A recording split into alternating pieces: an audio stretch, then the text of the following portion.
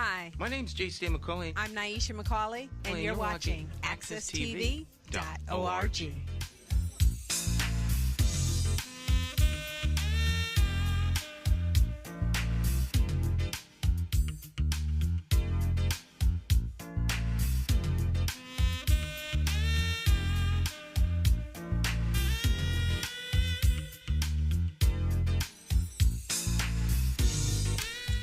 Okay, my friends, once again, it is indeed time to get our talk on. It's Morning Talk with me, your host, J.C. McCauley, along with the champions of talk.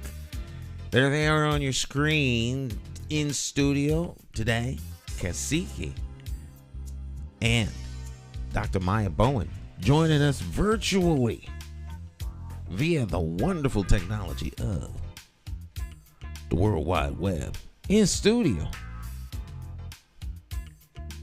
Cacique, up. Good morning, Stan. Good morning, family. Good morning. Just texted my son, man. I left, one of my sons went to warm up my car and he kept the key. And I drove here without the key. And I was able to lock the car with my phone. But I don't have a way to turn the car on when I leave. So, yeah, that's what I was doing. But good morning, everyone. Blessings. I hope y'all having a great week, man. And Dr. Maya, it's wonderful to have you back. Yeah, it's been an interesting first few days in terms of our spring 2023 semester, but things are rolling along pretty smoothly, taking one moment at a time. I'm excited about the semester. As a matter of fact, Roxbury Community College is celebrating its 50th anniversary, and so I'm part of multiple committees regarding the preparation of events, and so more to come, but I'm looking for nothing but great things to happen because the best is yet to come. All right. How was your how have you been? You haven't been here in a while, or we haven't been here in a while. Well, we only missed a week, but she's missed a couple weeks. I thought so. No. So last week we didn't convene, but the week prior to that, actually, I was here. It All just right, seems, all right. It just seems long. Yeah, It seems No, long. I it don't just think seems so. long. It seems long. When you're around great people, you know that separation grows, and then you bond and miss each other. So it's all good. It's all good. It's absolutely all good. All right. Well, I want to welcome you all out there joining us this morning. And, back that out a little bit. There we go. So what's on everybody's mind? Who are we going to start off with? Let's start off with you, Dr. Bowen. What's on your mind this morning? Woo! Something's always on my mind. I finally got to watch the Board of Education for Harvard's Board of Education meeting for January 17th, and during the time where the public could speak, students were coming up to the mic and making statements in regards to the quality of food being offered and the portions representing smaller portions, and that being the standard regarding K through 12. And one of the students mentioned that you can't reasonably expect a portion that's given to a kindergarten to satisfy someone that's a senior in high school. What a great point, Dr. Maya. Their appetites, they are what they need to take in terms of food as fuel is going to be different. And so, I just started thinking about that L word, leadership, right? Like, who did you not consider this macro but micro concept in terms of how it is that you would make sure that students were adequately fed in terms of their portion sizes? Makes me think. Another thing that was brought up related to the food is that some of it was not fresh, with some mold and stuff going. I'm like, mold? Who's doing this inspection? That's very concerning. Like old food. Yes. Where is this not being a point of check before it's being presented to these students that we value. um it's there's a gap somewhere that needs to be filled in. um Sounds like industrial lunch. yeah, yeah. Like it's made off site and brought in, trucked in Well, and as always, we have to give credit to our youth. Listen to the great point they made, Dr. Maya, when they say, the portions for a kindergarten can't be the same for the high school students or even for the middle school. Hmm. So that's a great point. But then the other thing, the other great point that they bring forward is that there's mold in the food or in the containers or something, and we know that's not safe at all. So my issue with all of this is who approved that? What kind of Leadership. what kind of well that what kind of specifications did they go? Was it What's the protocols? well Yeah. that, yeah, that well, the recommendations, were they made by doctors or by nutritionists, or is this a company trying to make money? Because people are always trying to make money. I think that's the Yes. point here too, that we Yeah, have to yeah. follow the money trail again. well, I think you need I think there needs to be some over because the airlines food is brought to them.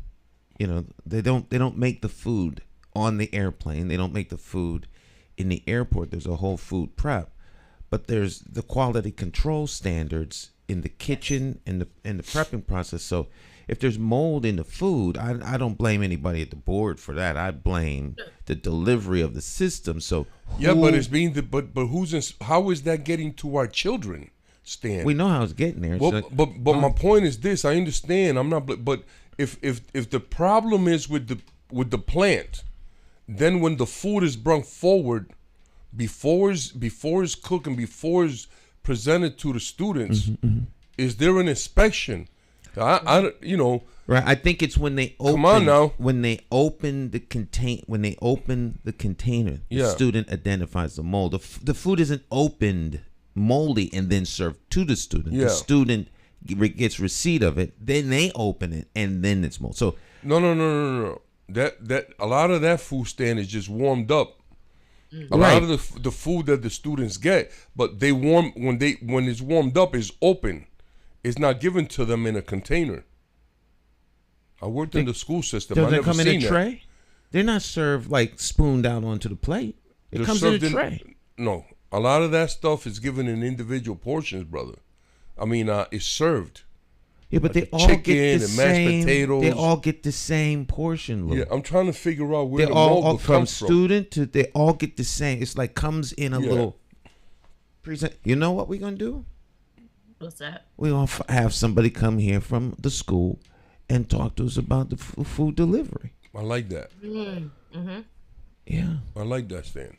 Oh, that works. but That works. the young person was saying, I watched that meeting. I was at that meeting. But adults also spoke about the size of the portions. Portions, yeah. And They're, that it they're was, inappropriate or inadequate for the. Yeah. for the older for, kids. for the age groups. Think about it, right? So if I get served a serving size that the kindergartens get, like 2 chicken fingers, I'm Yeah. gonna be hungry. I'm not gonna be focused because I'm hungry. My hunger is gonna supersede It's almost insulting learning, right? that it's almost like scraps off the table. I'm just concerned about how that decision came about, Dr. Maya. I'm concerned about who decided that it was okay to give high school students the same portions that were given to kindergartners. It came from the top, Lou. No, I understand that. I understand that, but we need some accountability here. Absolutely. And we have to Absolutely. look That has to into be all of looked these at. things. There's a gap. There's a gap that needs to be filled in regards to this because, again, I mean, you can't reasonably expect great things to occur if it is that you've got students hungry beyond lunch, right? Let's be reasonable. Think about when it is that we as adults have our lunch breaks And if it is that we either brought something to school, or rather brought something to work, or we didn't bring something to work, and how big that portion was. If it is that it's not going to sustain us where we are able to focus in on our job, then there, our employer is not going to get the best out of us. Period. Right. So in light of our students, moving from class to class, or partaking in any type of activity throughout the day, specifically if we're talking beyond lunch, yeah, they're not going to be too eager to partake in activities. They might fall asleep. They might, no, it's just not going to be a good situation overall, because it is that they're hungry. They're not focusing, learning at that point. They're more focused in on, hopefully getting through the day so that they can get something to eat. And that's also a medical issue, Dr. Maya. Oh yeah. That's Oh, also a medical issue. And I've spoken on the program before about treating anything that has to do with black and brown folk. We have to treat it as a medical issue. Because if we don't, then we'll treat it as a criminal issue, because that's what usually happens. Well, you're gonna criminalize well, lunch? you know what'll happen? Them kids will start grabbing an extra lunch or something, and they may be criminalized then, yes. Oh, yeah. Yes, I'm telling you, I know these things, brother. So it's a medical issue because our children are being malnourished or undernourished. Well, we could have a long debate on that one, because I'm not a big fan of schools more concerned about feeding kids and teaching them. Yeah. Well, it's like picking the worst of two evils, because they both bad. Yeah, but so where do you start? When I went to school, I walked to kindergarten. Yeah. And I walked home for lunch. Stan, you live right next door to the No, I didn't live next door to the school. I lived in Philadelphia, Pennsylvania, with the Henry H. Houston School. School was like 6 blocks away. Kindergarten. Walked down. By yourself. By myself. Mm-hmm. Came home. My mom and dad weren't home. We came home. I went next door. We went next door. Had I hate tomato soup to this day. You gave us a deep insight into how you got to where you're at, Stan. Philadelphia. Mount Airy.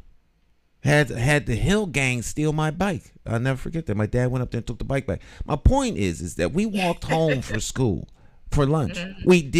There was not a single parent. This not in some wealthy, rich community of elitists. This was just the kids in the community. We all walked home for lunch. I remember having chocolate milk in the carton. We had half day, full day kindergarten. Had latchkey kids. Now your kids can't, if they, but not to say the kids shouldn't eat. Kids shouldn't come to school hungry. However, the areas where the kids are not getting fed right, that needs to change. If something's wrong with the lunch, now that folk have been identified, they need to tighten that. They need to tighten that up. But we do have almost 20,000 kids in the school, and I'm going to make it sound like all the kids are starving to death and having medical issues, and that's all I'm saying. Well, we just want to make sure that our children are receiving what they're supposed to receive, Stan. And the reason I make it like that is because we need attention brought to this. If our children are not receiving the right amount of nutrition, if the food that they're getting is not safe because it's moldy, is cold, is old, or whatever the issue may be, the students spoke up. They made some great points, and I support them. Absolutely. And I think that we should, as a community, which I talk about all the time, we should stand behind them and force these people to reevaluate their position on the lunches, and maybe take some feedback from the students and the parents.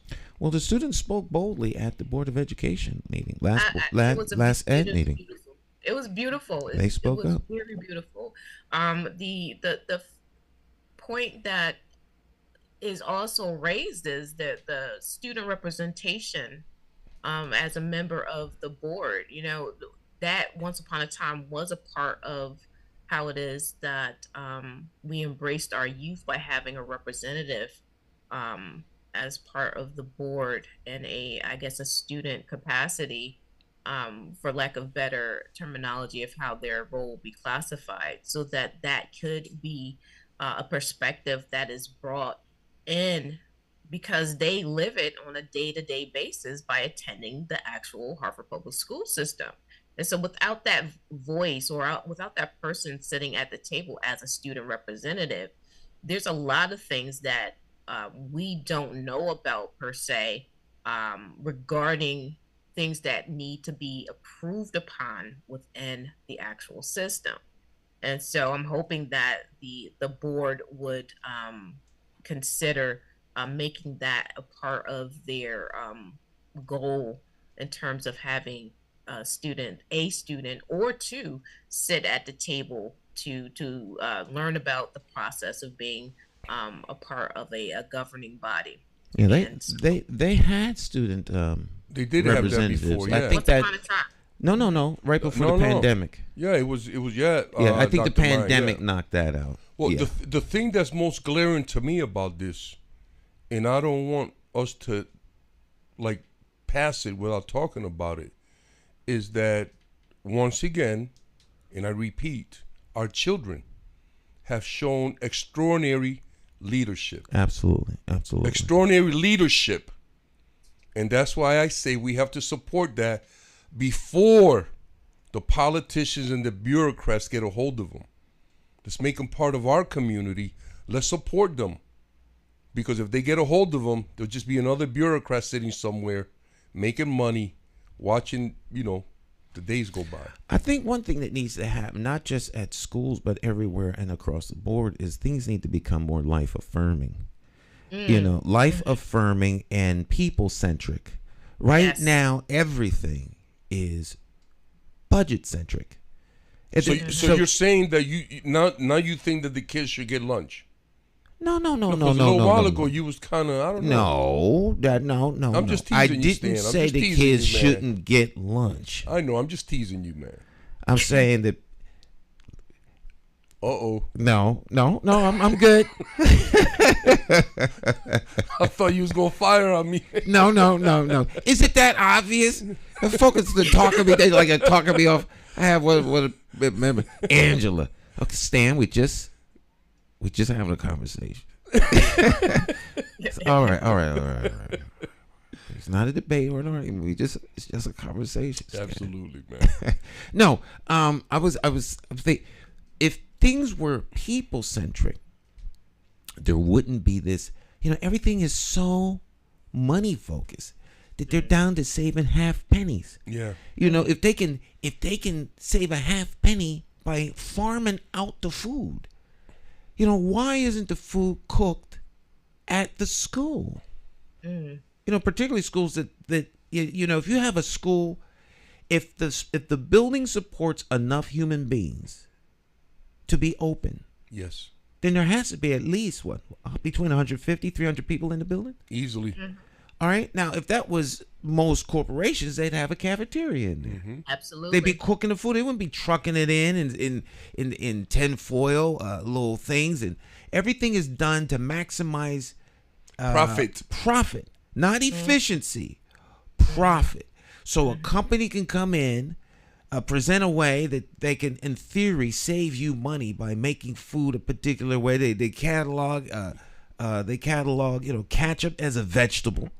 Right. And that way you can put that in a packet and squeeze it out. Right. It doesn't even make sense. It should be people centric. That means you could hire folks from the community that love the children enough to make a quality meal. The teachers would be better served. The kids would be better served. You could see that the 7-year-old doesn't need as much mashed potatoes and nice meat as the track star. And Stan, and just to continue right along the line that you're talking, brother. I've had dozens and dozens of men and women in Hartford say, my mother worked in the cafeteria, my grandma worked in the cafeteria, my auntie, and the effect and the positive impact that those folk have on that child and many of the children. I mean, I have to give a huge shout out to Sister Kim Bridges. She is an outstanding leader in our community that deserves a lot more recognition and a lot more respect for the work that she has done. And I say that because I seen Miss Kim, like she's called, come into a cafeteria that has been completely unruly. Principals and staff can't do nothing about it. And she comes in and she sets order. Absolutely. Her presence sets order. Her presence and her words set order. And then the cafeteria is when the staff is taught how to respectfully engage in a healthy and in a positive manner with students, then that Ms. Kim hands the cafeteria back to the staff. Now, you bring up another good point with that. Why is there individuals being paid in the cafeteria that either do not command the respect, not by being bullies and mean, but just simply command the respect of the student body? Why are there teachers and staff that have the inability to do that? Because in my book, they shouldn't be employed. I mean, Stan, that's a good question. That's a good question. They lack the skill set necessary to be in there. I noticed that in a lot of these bureaucratic systems, for example, the Board of Ed, you can have a principal who has complaints against him from staff or parents or whatever, and he's removed from that position, but then he's brought downtown and he's made the area director for middle schools. Well, that sounds like some Right, but that happens a lot. Promote you out of the area of trouble. Right, and it's almost like what the Catholic Church did with the priests. Absolutely. And we have the same kind of thing. You know what I'm saying? So we have to. It's just something that I'm throwing out there for food for thought, for feedback from our listeners and viewers, man. It seems to go on in all departments, right? The police department. Yes. They reposition individuals as well. So I mean, if you've got an infraction, right, and you're able to resign and then pick up just where you started off in a whole nother district, then you become the woes of that new community. What are we doing? Are we actually promoting the worst of the worst? The worst of the worst. Usually that's what happens. To become offenders of the peace. They're supposed to be defenders of the peace as offenders of the peace. But they are offenders of the peace. Right. That's where I'm going with it. All right. I get that. Hold those thoughts. They can stay. Don't go anywhere. We'll be right back. Morning Talk.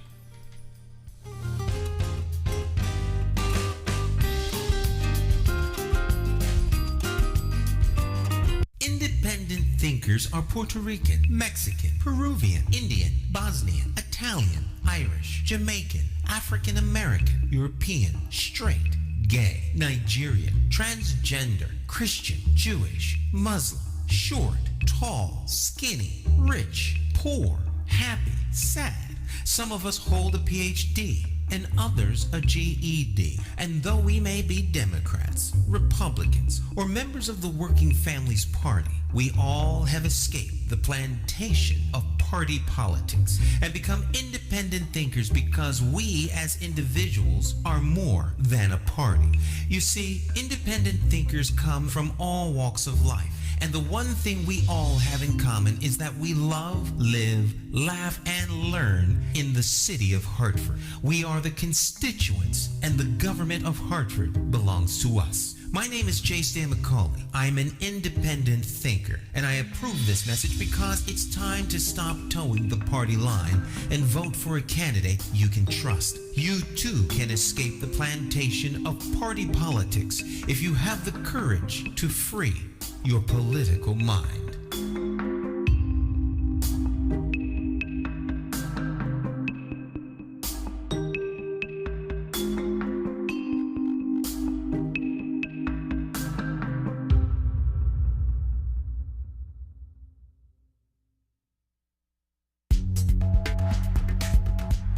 Hi, so my name is Nelky Maldonado. My name is Ramon L. Arroyo.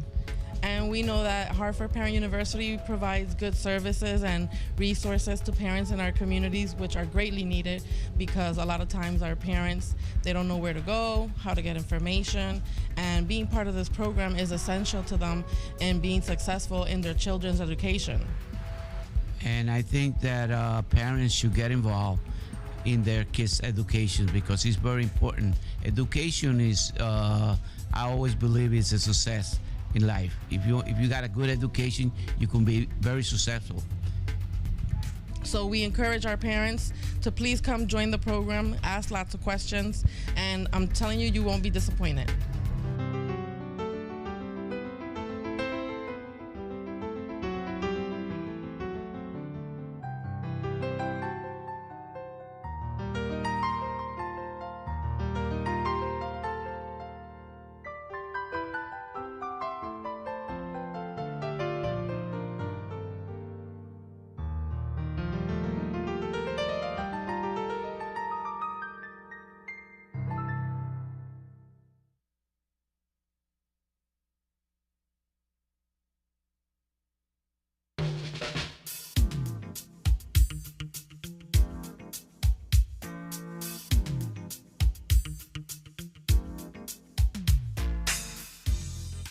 Hi, My name's J.C. McCauley. I'm Naisha McCauley, and you're watching AccessTV.org.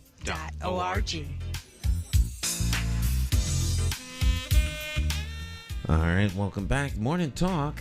I'm your host, J.C. McCauley, along with the champions of talk. In studio, we have Cacique and we have Dr. Maya Bowen. Champions.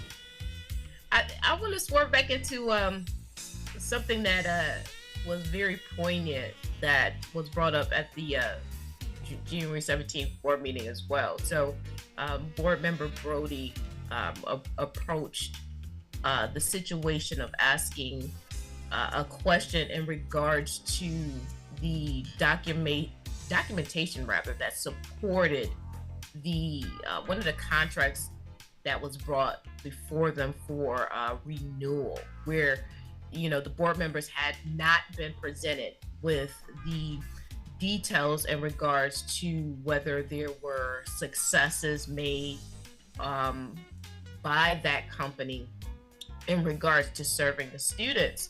And so with that question being raised, it seemed to ruffle the feathers of individuals present.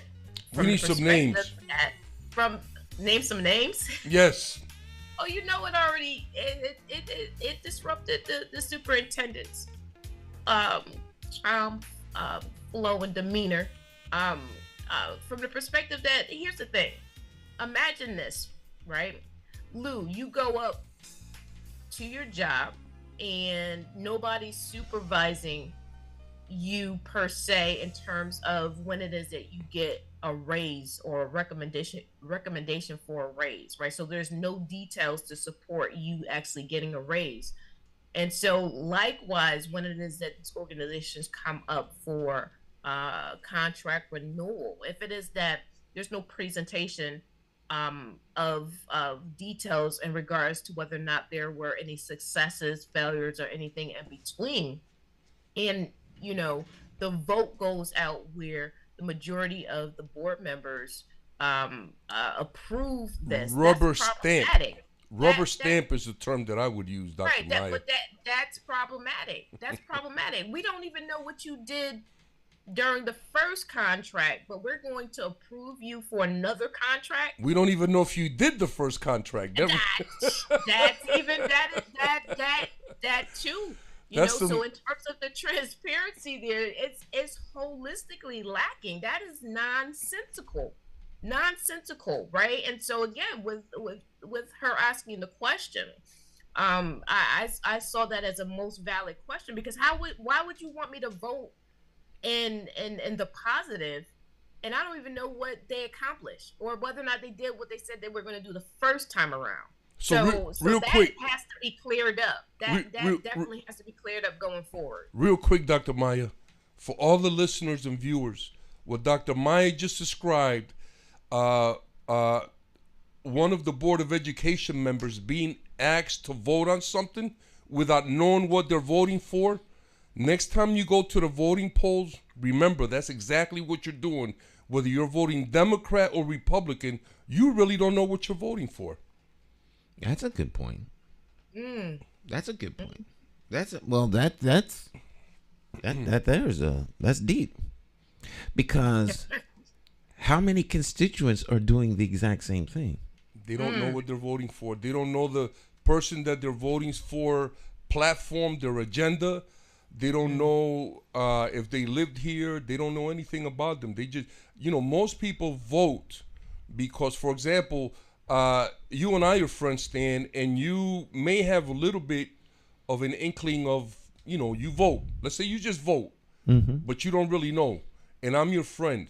So now you're telling me, Stan, what are you doing? I'm going to vote. Well, are you registered? Yeah, well, come on, let's go vote. Who you voting for? I'm voting for so-and-so. All right, I'm voting for him too, and that's it.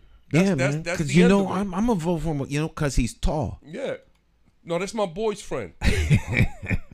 Yeah, my mother used to know his grandmother when they was kids, so she asked me to go and give him, something like that. Oh, that sounds like a good person. But we have to do better than that, though. Absolutely. I keep talking about the age of the Great Awakening and how black and brown people, we must move in intelligence with every step that we take. And we have to stop that voting for somebody because they black. No, let's vote for someone that's going to help us, that makes sense. You know what I'm saying? So, yeah, absolutely.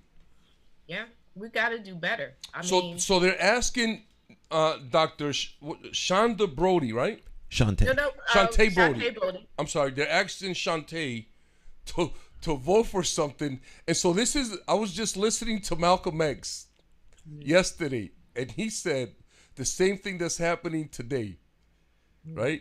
The police beat us with their batons, and then they claimed they were resisting arrest.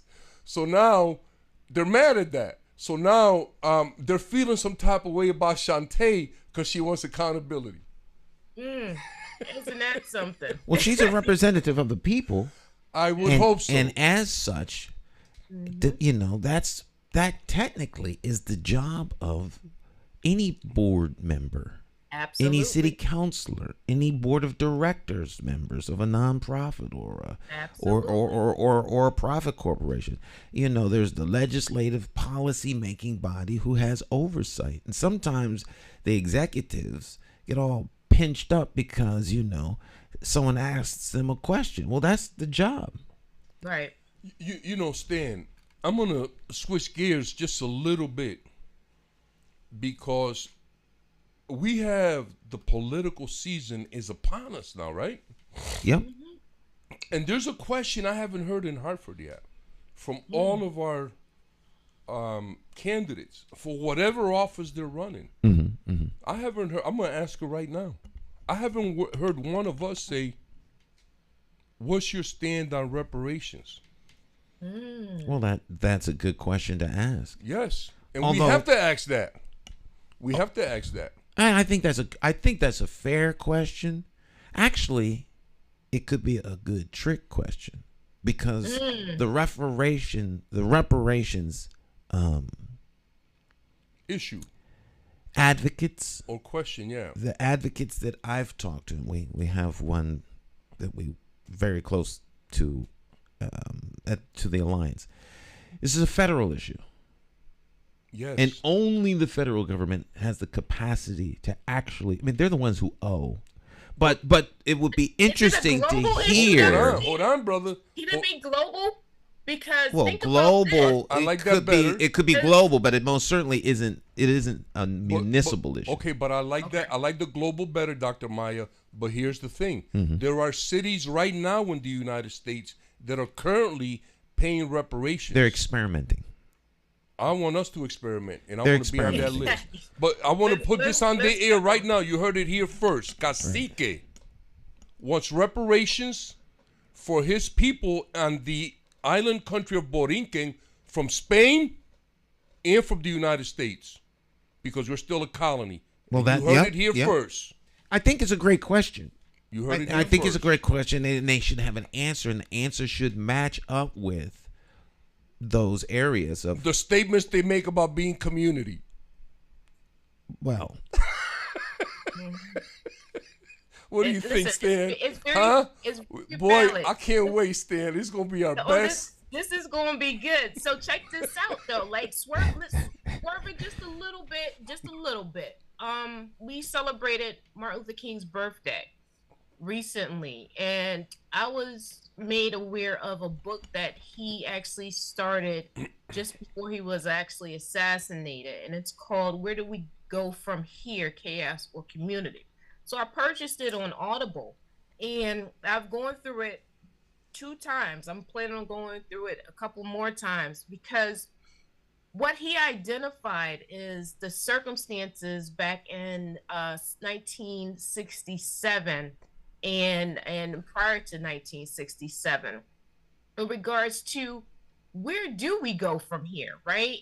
And so just to bring it into 2023, based on what he laid out in terms of his book, contents and context, we're seeing this in 2023 where major issues that were happening in the 60s have still not been addressed all these years later. And so there's a reason behind that. And so again, when I talk about there being gaps, those gaps have to be filled in. And a lot of the responsibility comes along with us looking at politics and economics. I'm just going to throw that out there, because look at how it is that when you put those two contexts into any scenario, it's all about who holds the power to really and truly be more dominant in respective environments, and it plays out daily. So where do we go from here? Chaos or community? That should be on everybody's book list. So check this out, Dr. Maya. It can be Audible and other platforms. That's a very interesting point that you make. However, I want to add a little something to the conversation. I think that the reason that we're still seeing the stuff that we were seeing in the 60s was never addressed. mm-hmm. The civil rights movement masked it. It never addressed it. It masked it. And it gave white people, actually, it gave them a shield, not us. You know what I'm saying? Because the only civil rights that we have in this country are what white people say are our civil rights. So it was a ruse.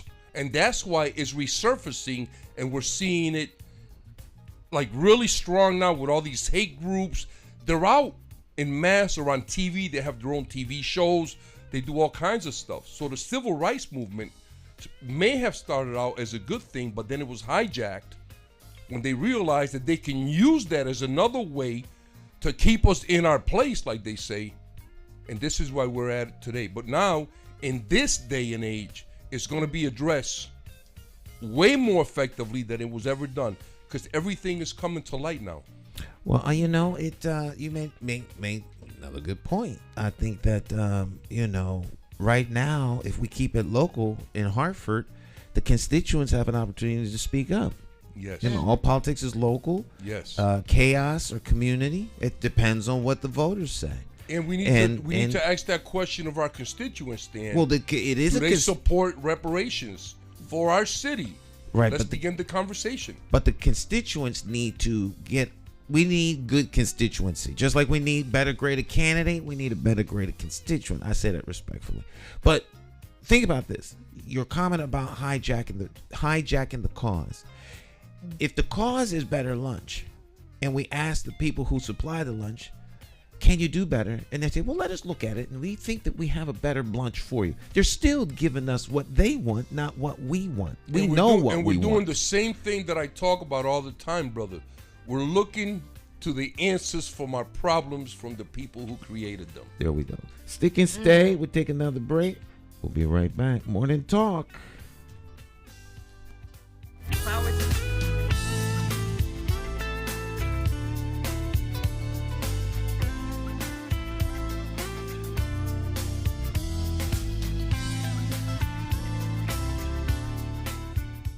Made by a politician.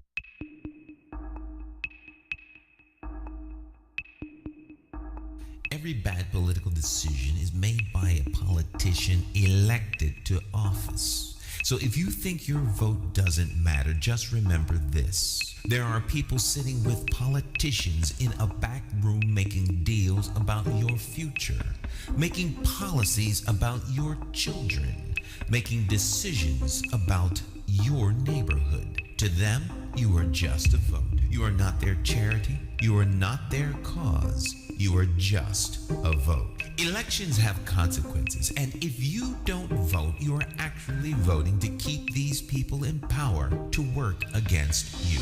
Now, more than ever, you need to make your vote count. Declare your independence from the plantation of party politics and free your political mind.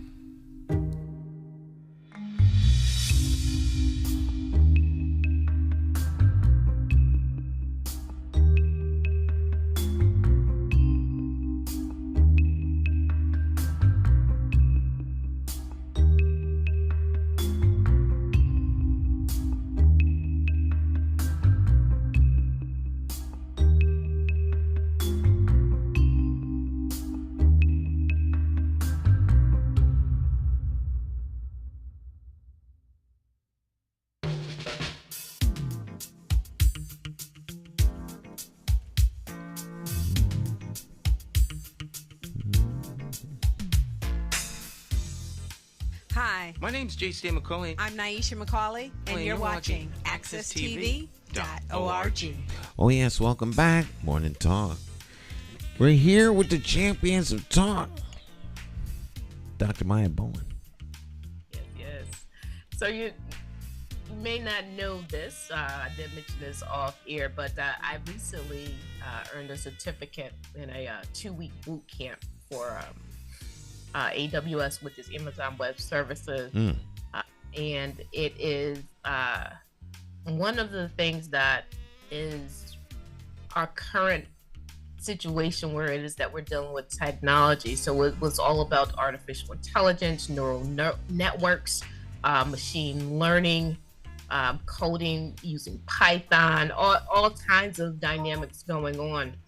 And I bring this up because we are in an age where it is that as we advance in technology, there's going to be a need for individuals to have an understanding of how to code, which is basically providing instructions for the technology to do specific tasks.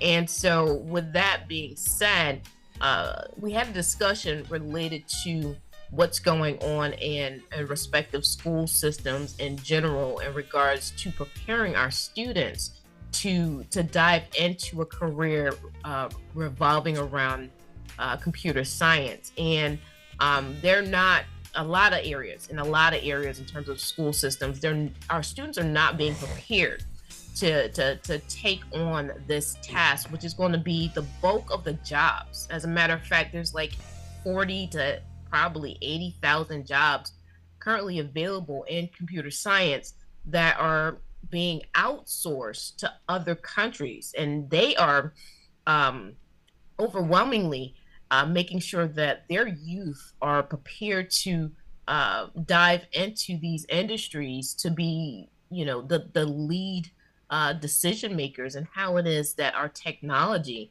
is coded and designed and constructed and repaired and all this good stuff. And there's a lot of lucrative jobs out there at the 6-figure level that if it is that we're not preparing our students to transition into, then they're going to be at a major deficit once it is that they graduate from high school. And you don't even need a college degree.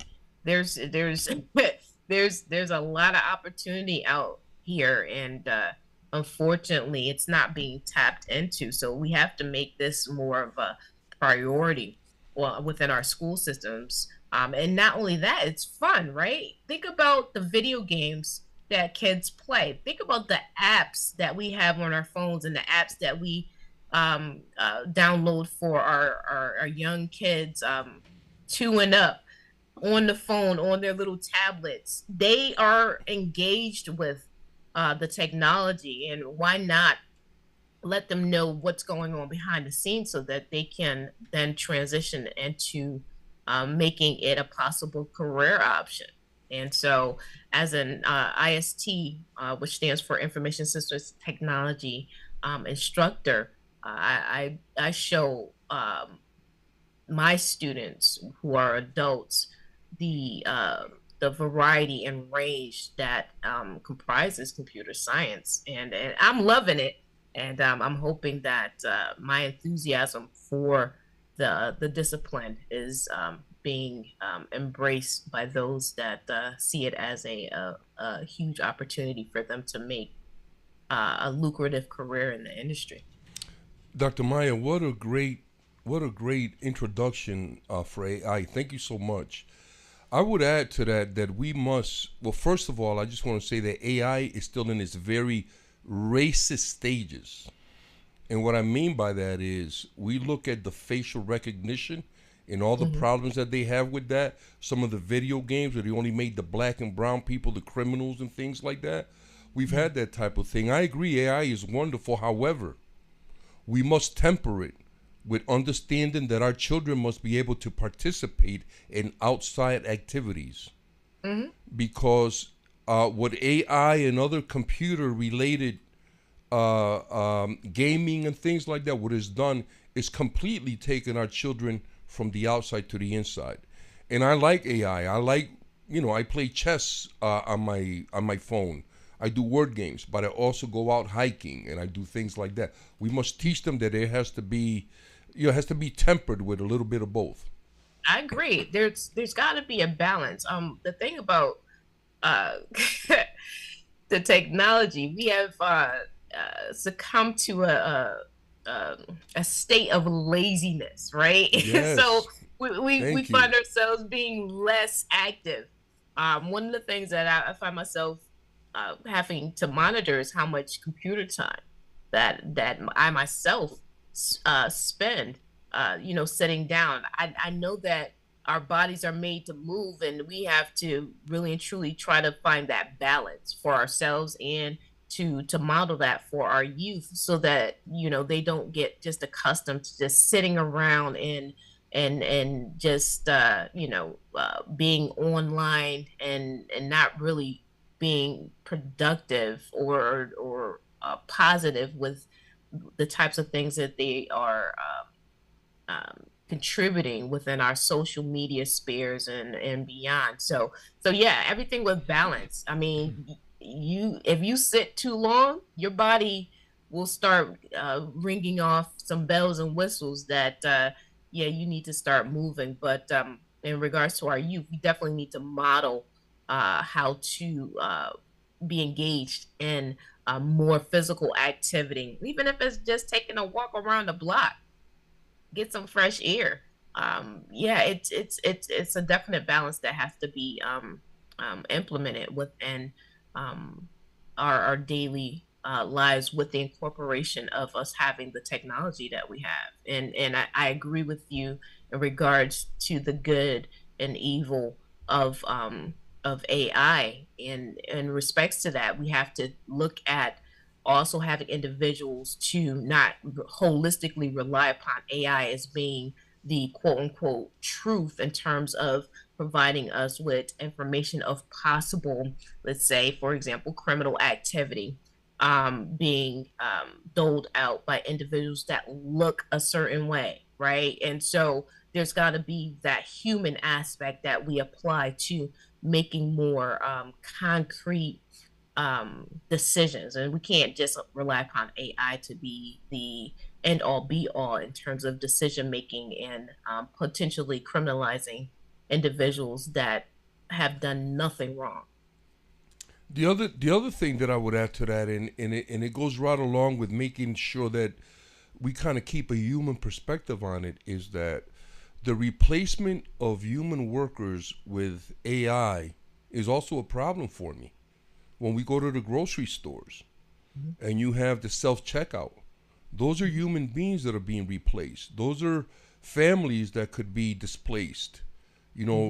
People are being because when you're a cashier and the machine replaces you, you don't become a stockroom worker now. They just release you. You know what I'm saying? So along with that, what you're talking about, that type of human sensitivity must be used when we apply AI in our daily lives, in our workspaces. We have to make sure that it enhances what we do and not replace us. Absolutely. I'm going to bring it back full circle. Stan's brought up the fact that we have to be more human-centered than budget-centered, right? So when we talk about big business replacing humans in terms of what gets done within the business sphere, we actually have to consider the fact that when we remove the human element from an environment, it being the AI cannot substitute for the acknowledgement of emotions per se, and the engagement of different types of decisions that only us as human beings can actually do. And so we have to be very wary about how it is that the shift from human centeredness to AI is being something that a lot of businesses are promoting. But again, only us humans can actually determine whether or not it is, if we're driving a car, for example. Let's use the car example, for example, right? The self-driving car. Now, I don't know about you, but I would not want to have an Uber come pick me up and there's no driver in it. I'm not trusting that. At least right now. It's the wave of the future, sister. Oh, yeah. But let me add one more thing about AI. It's also in its most dangerous stages right now because it's all experimental.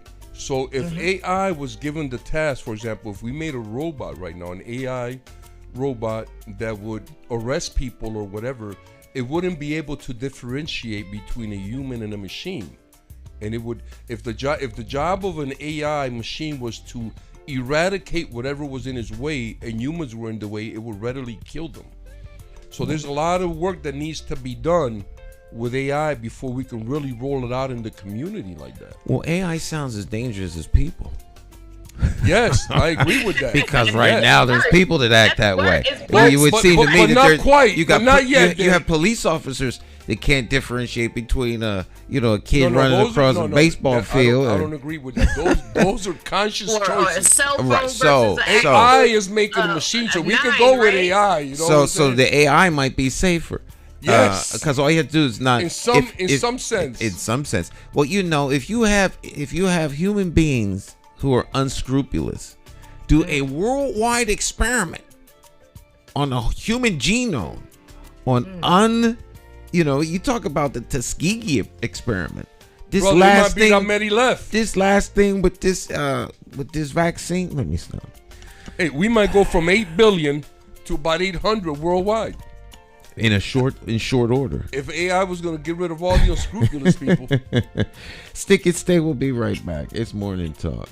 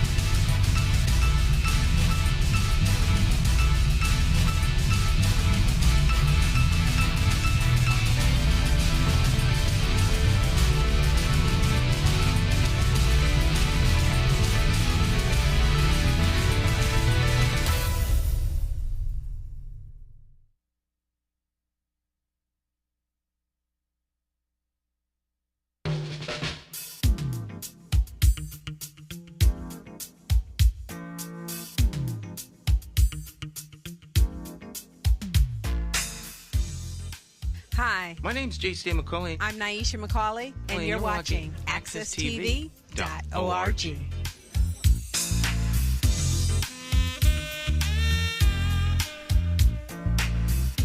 All right, welcome back. Talking about intelligence. Artificial intelligence. Artificial intelligence. And like yeah. central intelligence, military intelligence. Emotional intelligence. Oh, Oh, yes. listen, that's a subject. EI, yes. Okay, let's see if we can, intertwine that.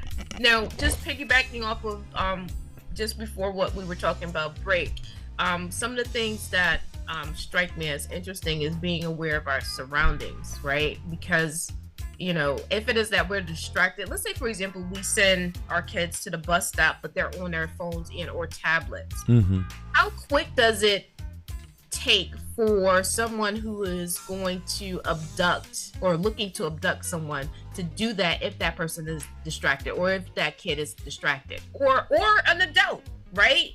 So again, I just bring forth the point that my father typically will be of the mind to remind me to be aware of my surroundings when it is that I exit my house, from the perspective that he knows, as with many, that there are dangers inherent to being in the outdoors, where it is that human beings are on the prowl for victims. And so the technology that we have can have us in a state of distractedness, whereby we can get got.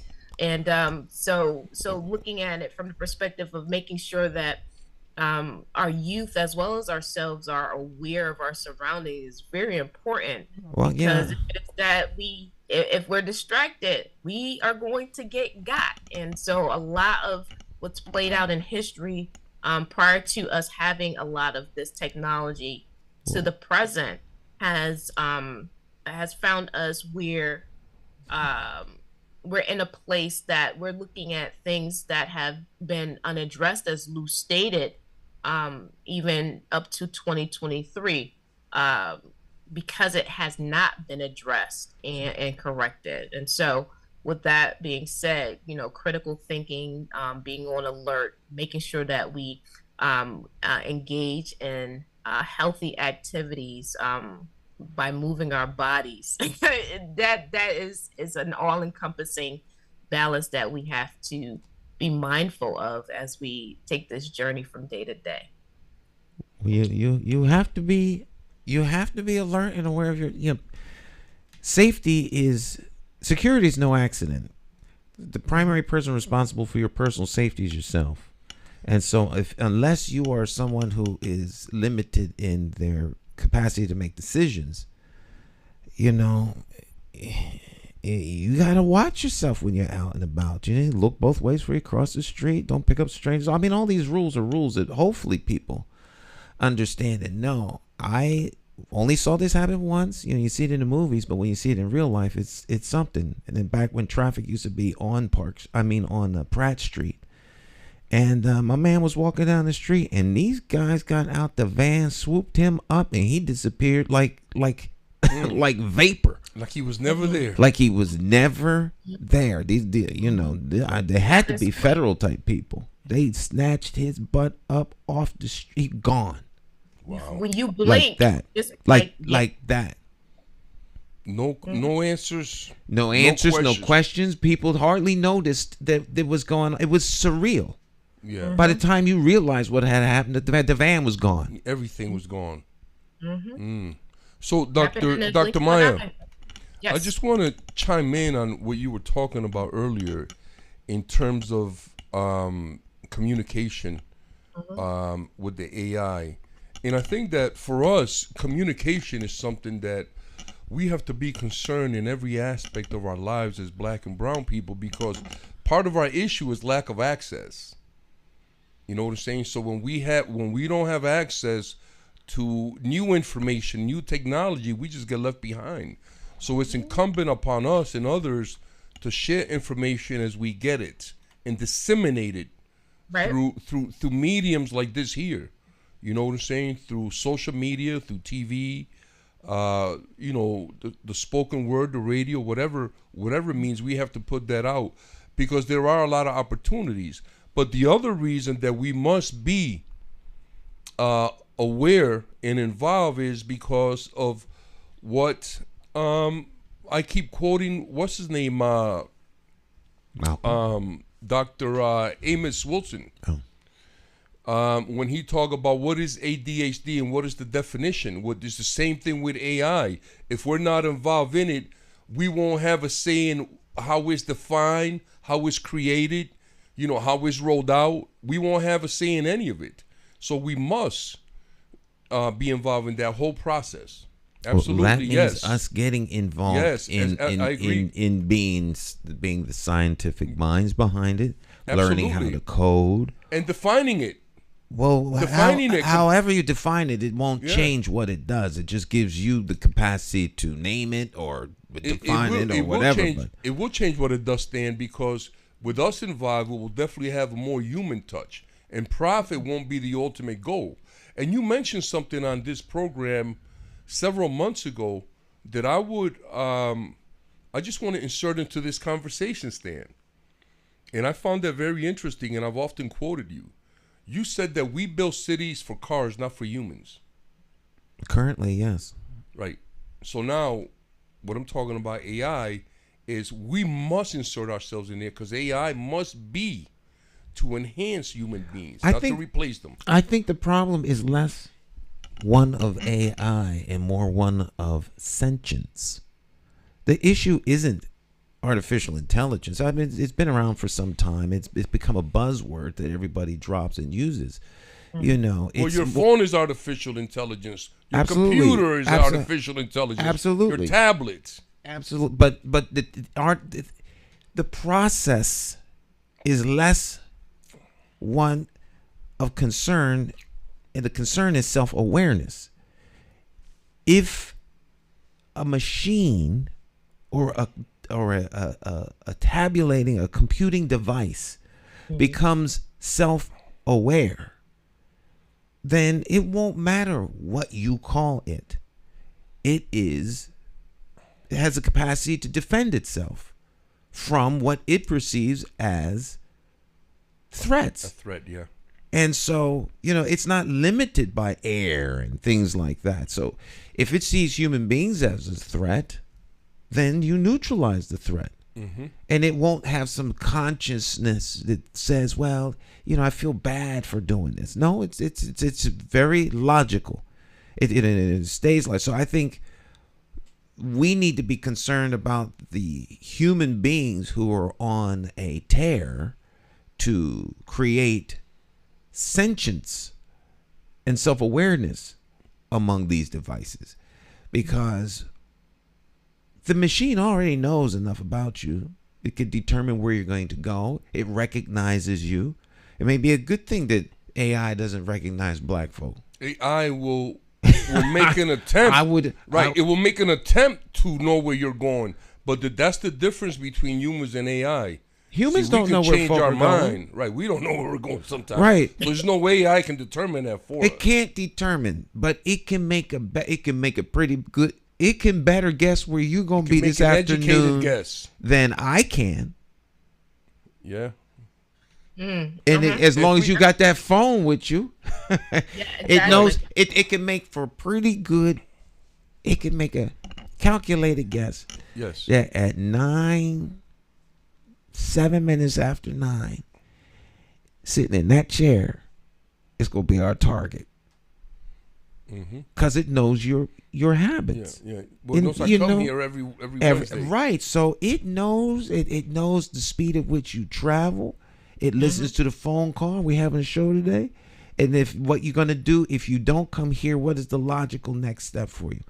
All of this stuff is data in some database. And my thinking is less that AI is, but the people who want to make AI self-aware. And once it becomes self-aware, you can't take it offline. There's computers all over the world, databases all over the world. So that drives us into a lane where we're thinking about the algorithms that have been constructed to gather all this data related to how it is that we our comings and goings, right? So interestingly enough, when we take it back into the schoolhouse environment, how much math does it require for individuals to actually understand these algorithms, right? So if we think about math and the four processes that are fundamental to math, that's addition, subtraction, multiplication, and division.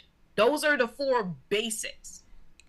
If it is that at the end of 13 years of schooling, students can't do those basics, then the algorithms that we have at play, according to the artificial intelligence that is also at play in our world today, is going to really have us thinking about how big is this gap? I think the gap is this gap. well, I think that gap is of the super smart people on the planet. Right. Exactly. You know, exactly of the point. super smart, they can't do algorithms. I mean, you know. Right. Yeah, but your basic math to me. Go on. But my point is that after 13 years of schooling, our students should be able to do those foundational processes: add, subtract, multiply, and divide. Period. Not to say that they need to know how to dive into the algorithms, but if it is that they're graduating without having a strong foundation or a decent foundation and how to do these things, then it speaks to what it is that they have in terms of opportunities and abilities to function in certain industries. Wow.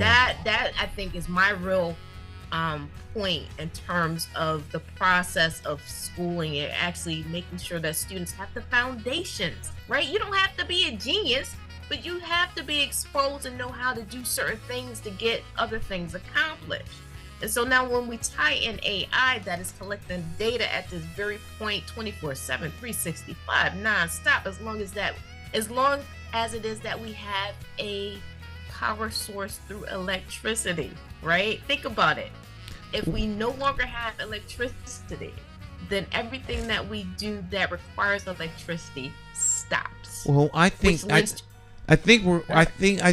the most part, I think we'll have electricity, but let's pick this up on the other side of the break. I do believe though that if we're graduating kids that can't read, write, do some basic math, that we need to change our conversations and our expectations and demands all the way around on a whole lot of stuff, because we talk about, not us, but I mean we are talking about on a big level within society about things that really don't matter. If at the end of 12 years kids can't read, write, or compete, I mean, what are our expectations that we're good year after year after year after year with kids not graduating, being able to do basic math? That's not the system's fault. That's our fault. We're not doing something. But we take our break. We'll be right back. Stick and stay. Don't go anywhere. It's Morning Talk.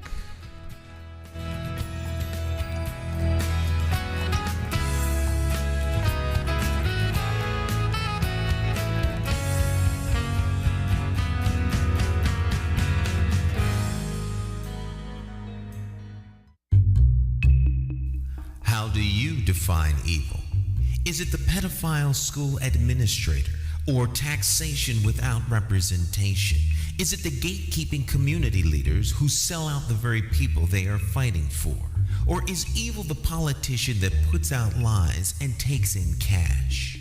However you may classify evil, having to choose the lesser of two evils still leaves you with evil. No wonder so many people don't vote. It's time for constituents to flip the script and leave the plantation of party politics and free your political mind.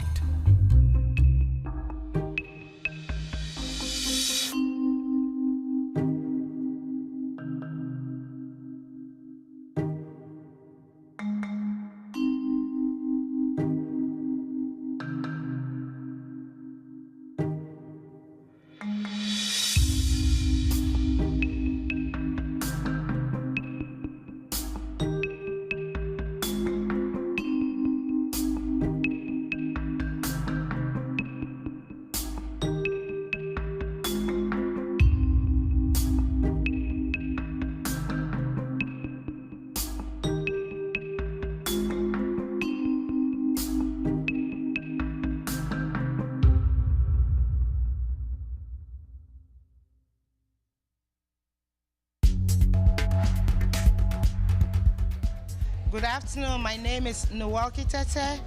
I'm a parent to a student in Hartford High, and I would say the program was very good. It taught us a lot about how to deal with our kids, how to handle situations.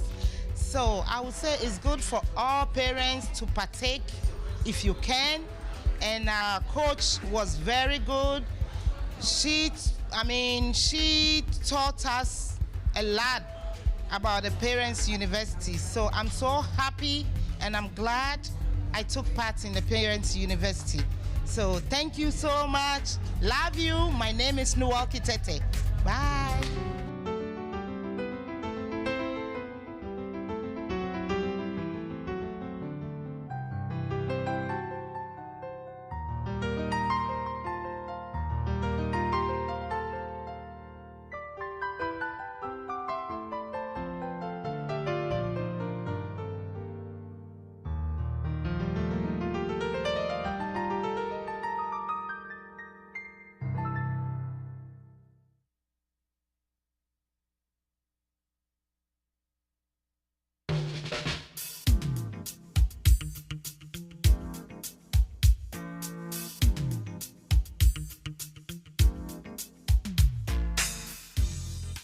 Hi, My name's J.C. McCauley. I'm Naisha McCauley, and you're watching AccessTV.org. Oh, yeah. Welcome back. Morning Talk. Well, Stan, what an incredible conversation we've had today, man, with Dr. Maya. I'm so happy. I kind of miss her when she doesn't come in. She kind of brings in a special flair and always an interesting point on education. But right now, I just want to change the gears a little bit, man. And I want to ask our viewers and our listeners, I want to make a comment. And I want some feedback, but I want to qualify it by saying, you know, if they break my door down, some people were offended or they were in their feelings, right? But, you know, how do we as a community land a blow to white supremacy and racism in Hartford politics? And I think that one of the ways that we do that is we get rid of Mark DeBella as the chairman of the Democratic Town Committee and all of his supporters.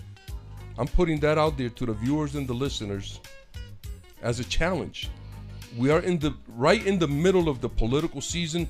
They're going to start flooding your house with mails and calls, or they're going to leaflets in your door, all kinds of stuff. People are going to be knocking on your door. Y'all need to ask them real questions. Ask them, how do they feel, okay, about reparations? Ask them, how do they feel about the situation and the state of Hartford politics?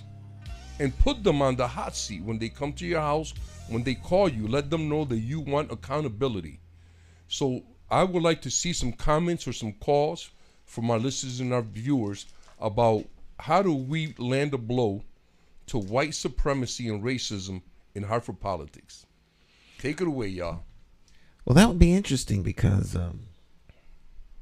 there is. I've always said that Hartford's political system is likened unto a plantation. I call it plantation governance model. Yes. Hartford has a plantation governance model. I agree. It doesn't grow cotton; it grows people. And so people are the new cotton. And it is that cotton that is harvested. And it's put through the cotton mill, on a regular basis, and it turns out the product that it turns out is votes. Well, it's actually better than cotton, because now not only do you have the human as cotton, but this kind of cotton is also resourceful and can provide other resources for you. Absolutely. So that's an incredible because you have to take example. care. You have to manage the cotton. Yes. So you manage the people. It means that if you keep them on meager means, that means that they become dependent upon you. So the same way that you put that thought together, Stan, I want you to put the idea together that our children are also being used as cotton in the education system. Absolutely. When your thinking is done for you, then you're not thinking. That's not that hard to figure out, and that's what happens. So our children are being used by the big corporations as a farm system for jobs, because they go to jobs where they don't think.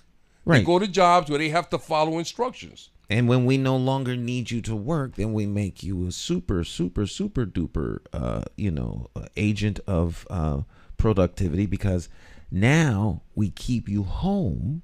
We give you a stipend to That's live the beginning at of home. AI. That's how they sliding AI in. These people don't understand that when you start working from home, you're going to stay home. You're not going to be working. Right. Some machine is going to be doing your job. Right, but and when I say working from home, I don't mean people who work virtually. I mean the people who are dependent on the system. Yes. Because they no longer have a job. So they're on some sort of government assistance.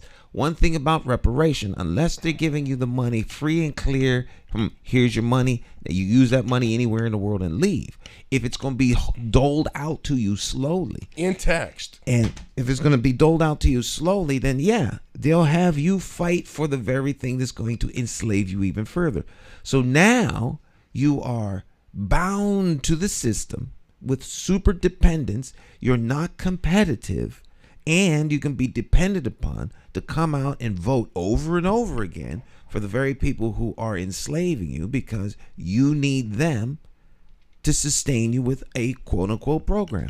So the fortunes that are made off of managing y'all. So here's what happens, Stan. I know what you're saying, but listen to what I'm saying. Mm-hmm. I think the pandemic was created to introduce AI. I think the pandemic was created in order to introduce submission and control. Well, AI is going to bring all of that, because it's going to eliminate the need for human thought, for human process. Think about this. When you get sent home from an insurance company to work, they don't have to pay light and taxes for that building anymore. They can give it away, or they can sell it. They can repurpose it. They can lease it, right? They don't have all of that. Right. But utilities, whatever. They save millions because they have thousands of buildings all over the country. Yeah, that was coming. That was right. coming. But now, check this out, brother. Now, they're figuring out the same thing. Now you don't have to go. A lot of times when you feel sick, you don't go to your doctor. You can have a Zoom meeting with your doctor. Right, but that's AI, brother. Right, but AI is not the enemy, and neither is forward progress. AI could be the enemy. We have enemies. If it means the eradication of the human race. We have enemies we have clear and present dangers, such as the ones you just got finished pointing out. If the party system is enslaving people, AI is going to be a newcomer to the game. So I mean, if people are subservient to a handful of folks in power that have yet to demonstrate liberation, freedom, and empowerment of the people, that's which is what you were talking about in the beginning. How do you wrestle away those powers from the political process? It becomes exceedingly difficult. Even if they admit what they're doing, it doesn't guarantee that the people are going to rise to the challenge and take back their community. How do we get people who are dependent on that system, dependent on the money, dependent upon the programs? Because in Hartford, folk will run to the nearest $100 bill running through through the community. It used to be $1 in the trailer park, but now it's $100 running through the community.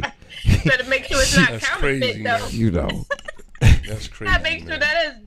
that's not counterfeit. So because so if it so is the that, Doesn't even to me, if it is that with the use of technology, we're able to create counterfeits that look like the real thing. or electronic money. And individuals who are driven towards the money are more prone to go in that direction. There's a quote that Jay-Z states that many folks know the price of everything, but the value of nothing. And so again, coming back to putting the value on human-centeredness is should become the priority. Absolutely, Dr. Maya. And with AI, respectfully speaking, I believe in AI. I think it has a lot of good things about it. But without us really not just looking at the short and middle and long term, but looking at it through the human experience, AI could be very dangerous to us. Absolutely. Absolutely. But, The tools of oppression change as technology changes. So the idea here is to not be oppressed, to come out from under the yoke of oppression, free your political mind, free your spiritual mind, free your mind, and take control of your life. Hey, Stan, I know we're going to end soon. I just want to give a shout out to brother Rick Torres, who's been phenomenal, keeping us informed. Oh, yes. With a lot of the processes that have gone on in the Hartford Police Department. I want to keep brother Chris Duke's name alive, and we want to keep, all the people involved in his case. We're looking forward to them being accountable, and to all the wonderful people in Hartford that are doing your best. I shout you out today publicly. Keep doing your best. Your love for your city and our community is going to be victorious. Peace, family. Oh, I'm going to follow up with that. I heard the V word. Let us continue to walk in victory, because victory is assured by faith and putting forth the actions necessary to get it done. I like Peace, that. family. I second that, Dr. Mike. I like that. Yeah, you got to get it done. Get it done. All right. You know what I did when I went to school? I went to school for aviation maintenance, Upper Bucks County School of Aviation Maintenance Technology, which was a part of the Upper Bucks County Technical School. I went to tech school, and we went on strike 2 weeks. Not a single student bought lunch. Wow. They fired the entire lunch staff and let the culinary arts students make lunch. And people started coming there to buy food from the community. It was so good. Yeah. Stop eating the food they fix you, and they'll change it in a heartbeat. That's the power you kids have. I heard that. Have man. a school lunch boycott. Get on TikTok, Instagram, and prove to the adults of this city that you're the customer and you're not happy with the product. They'll change it. That's Trust what I'm me. talking about. And parents, you can also There keep you your go. kids home. There If you one of you get together, you can have a little walkout or something like that. Boycott the lunch. Boycott the lunch. There we go. Give us better food.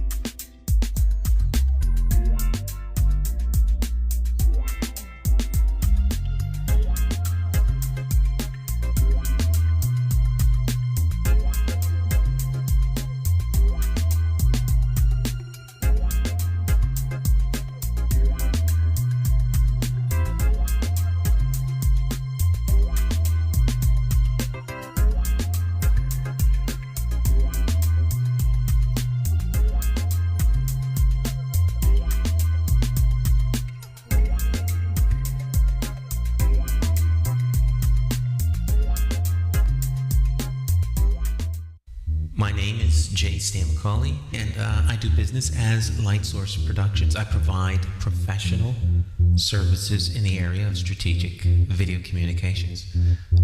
First, what we do is we help you craft your message using what I call the rule of the 5 W's: who, what, when, where, and why. We do event documentation, content acquisition, full-scale productions, editing, and of course distribution through our social media television network.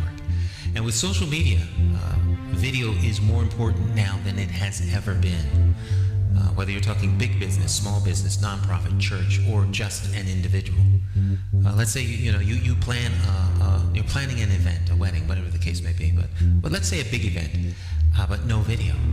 And you spent all this time, all these hours to put this event on, and maybe 100, 200 people attend the event. But more important than that is that thousands could attend by watching it on social media. But of course, you don't think about this until after the event is over.